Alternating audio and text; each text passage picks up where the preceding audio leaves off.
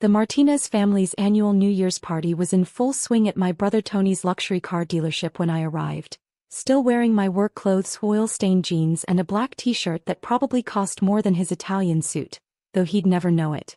"Oh look," my sister Maria's voice carried across the showroom floor. "The grease monkey finally showed up. Did you wipe the oil off your hands before touching the merchandise, Alex?" I glanced down at my hands, clean, manicured, though they'd done their share of engine work that morning. The merchandise she referred to was a line of exotic cars that, ironically, my company now owned controlling interest in through various subsidiaries.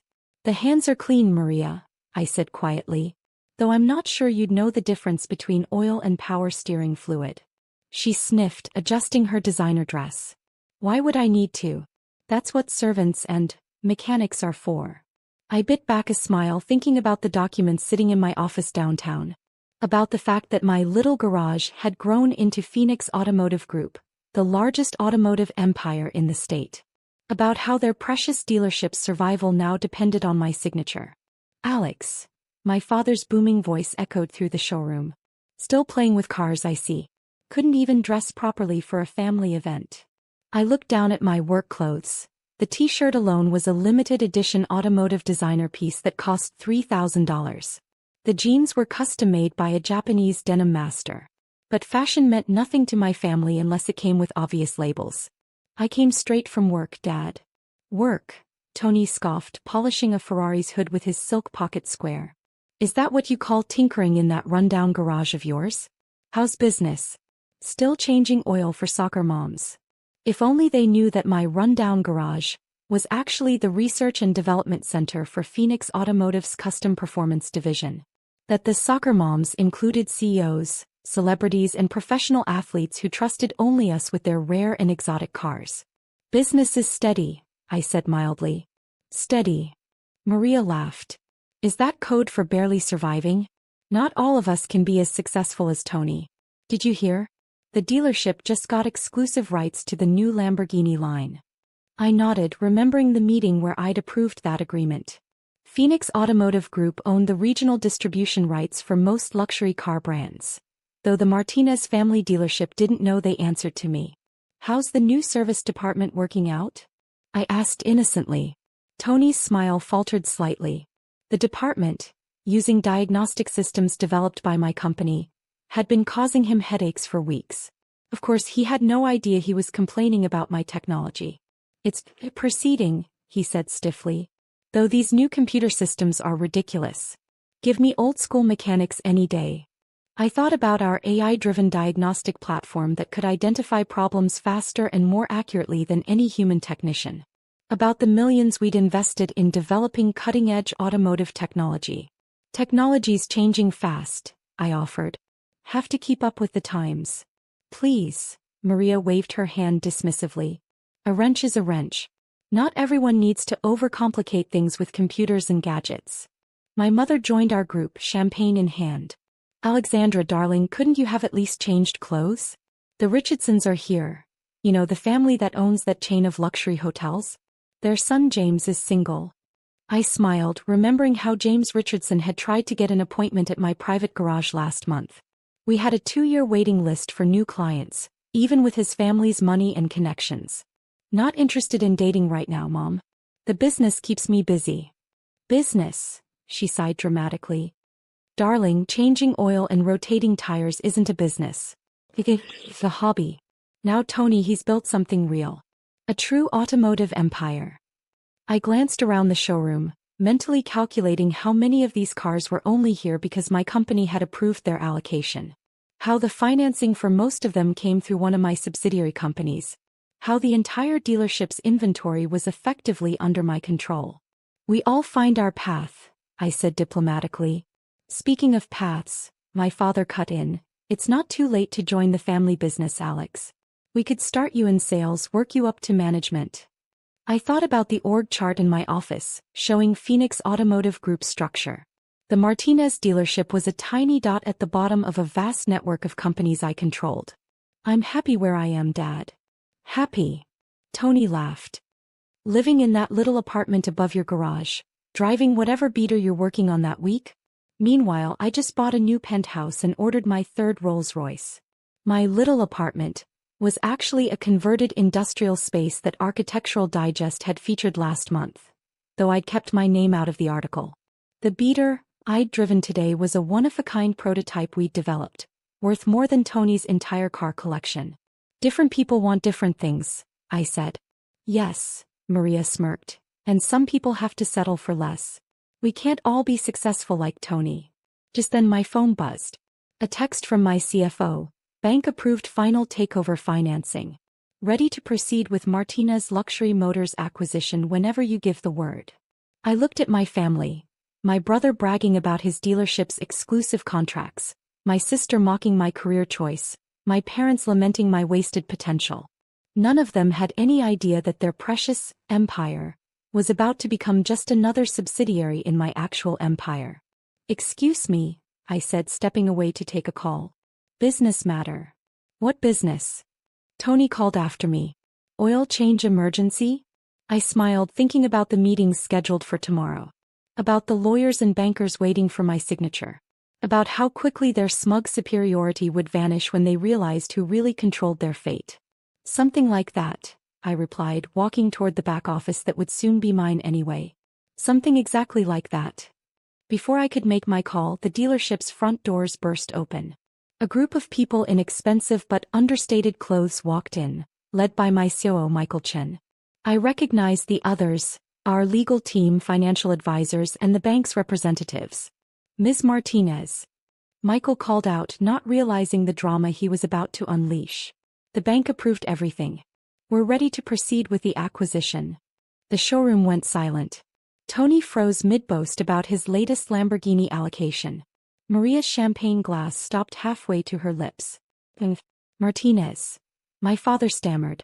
I turned to face my family, straightening my work clothes, that probably cost more than Tony's entire suit collection. Well, I said quietly, I suppose now is as good a time as any to explain what I really do for a living. What's going on? Tony demanded, his face flushing. What acquisition? Michael stepped forward, tablets and documents in hand. The Phoenix Automotive Group's acquisition of Martinez Luxury Motors, of course. Ms. Martinez, we have the final paperwork ready for your signature. Phoenix Automotive? Maria whispered. But they're the largest automotive company in the state. I finished for her. Owner of regional distribution rights for most luxury brands, parent company of 12 high-end service centers, and developer of the diagnostic system you've been complaining about, Tony. My brother's face went pale. You're Alexandra Martinez, CEO and founder of Phoenix Automotive Group. Michael supplied helpfully. Though most people in the industry just call her the Queen of Cars. My mother had to sit down on a nearby leather showroom couch. But you're just a mechanic. I'm an automotive engineer with 3 patents in diagnostic technology, I corrected her. The little garage you mock is actually our R&D center. Those soccer moms you laugh about? Fortune 500 CEOs and professional athletes who wait months for an appointment. The new computer systems, Tony said weakly, realization dawning. The ones giving us trouble are mine, I confirmed. Your service department's problems would have been solved months ago if you'd bothered to read the implementation reports instead of dismissing them as ridiculous complications. My father found his voice. But the dealership, our exclusive contracts, exist because I approved them, I said. Phoenix Automotive Group controls regional distribution for every luxury brand you carry. We own the financing company that underwrites your inventory. We even own this building, through a subsidiary that bought it last year. Maria collapsed into a chair. The waiting list at your garage. 2 years long, Michael added proudly. Even for the Richardson family. Though they don't know that Ms. Martinez turned down their son's personal request for special treatment. James Richardson? My mother whispered. The one I've been trying to set you up with? I smiled. He wanted to skip our waiting list. I don't make exceptions, not even for rich boys with hotel empires. The legal team approached with documents. Ms. Martinez, we need your signature on the final acquisition papers. Tony stepped forward, panic in his eyes. Wait. You can't just take our dealership. Actually, I said, accepting the papers. I can. Phoenix Automotive Group already owns controlling interests through various shell companies. This is just making it official. Why didn't you tell us? My father demanded. Would you have believed me? When have you ever taken anything I've done seriously? I started signing the documents, each signature transferring another piece of their empire into my actual one. The apartment above the garage, Maria said suddenly, the one we made fun of, was featured in Architectural Digest last month, Michael supplied. Though we kept Ms. Martinez's name out of it. The garage below houses her private collection, some of the rarest cars in the world. My siblings exchanged looks of pure dismay. All those years of mocking my simple life, and I'd been operating at a level they couldn't even comprehend. The car you drove today, Tony said slowly. It's not a beater, is it? It's a prototype, I explained. Worth about $8 million. We're developing new hybrid technology that's going to change the industry. As the reality of their situation sank in, my family's reactions varied. Maria looked like she might faint. Tony kept opening and closing his mouth like a fish out of water. My parents aged years in minutes. What happens now? My father finally asked. I finished signing the last document and handed it to our lawyers. Now, Martinez Luxury Motors becomes part of Phoenix Automotive Group. You can stay on, if you're willing to learn how to run a dealership properly. Learn. Tony scoffed, a flash of his old arrogance returning. I built this business. No, I corrected him gently. You rode Dad's connections to get franchise agreements that I actually controlled. You sold cars using financing I provided. You operated in a building I owned. The only thing you built was an illusion. The truth hit him like a physical blow. Decades of superiority crumbled in seconds. But we can learn, Maria said quietly, surprising everyone. Can't we? About the real automotive business. I studied my sister, seeing perhaps for the first time a glimmer of genuine interest rather than social climbing. Yes, I said. If you're willing to start from the ground up. Learn about the cars themselves, not just their status symbol value. Over the next few months things changed dramatically. Tony swallowed his pride and enrolled in our technical training program, finally learning how the machines he sold actually worked. Maria discovered a talent for customer relations once she stopped treating clients like walking wallets. My parents, well, they're trying. Mom stopped pushing me toward suitable matches, finally understanding that I'd built something more impressive than any marriage could provide. Dad asked to learn about the business. The real business, not just the shiny showroom side.